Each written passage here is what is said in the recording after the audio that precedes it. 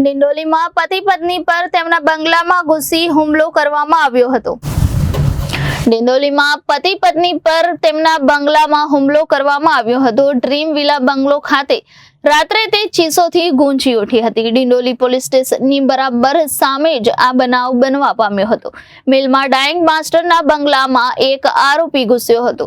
પત્નીને ગળા અને શરીર પર ચપ્પુના ઘા માર્યા હતા અને પતિને પણ માથા પર અને ચહેરા પર ગંભીર ઈજા પહોંચાડી હતી। ઘરમાં રહેલી 2 બાળકીઓ સદનસીબે બચી ગઈ હતી। તો આ લૂંટના ઈરાદે આરોપી ઘરમાં ઘૂસ્યા હોવાની વાત જાણવા મળી રહી છે। ડિંડોલી પોલીસ સ્ટેશન વિસ્તારમાં ડ્રીમ વિલા કરીને એક સોસાયટી આવેલી છે। આ ડ્રીમ વિલા સોસાયટીમાં જે બાંધકામ કેટલાક મકાનોમાં થઈ રહેલ છે, એ બાંધકામ થઈ રહેલા મકાનોની સામે એક રહેવાસી મકાન છે।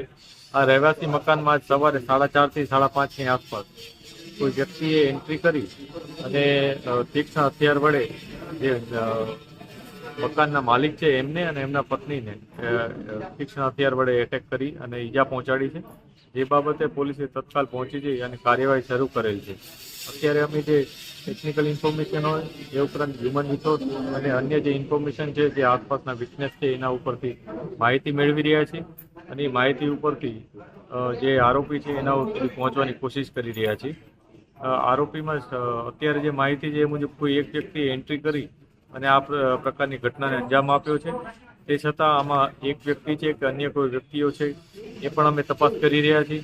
આ વ્યક્તિ કઈ રીતના એન્ટર થયો એ પણ અમે તપાસ કરી રહ્યા છીએ અને જે પણ અમને માહિતી મળશે એ મુજબ અમે આગળની કાર્યવાહી કરીશું। Reporter Arvind Rathod, Janadesh news, Surat.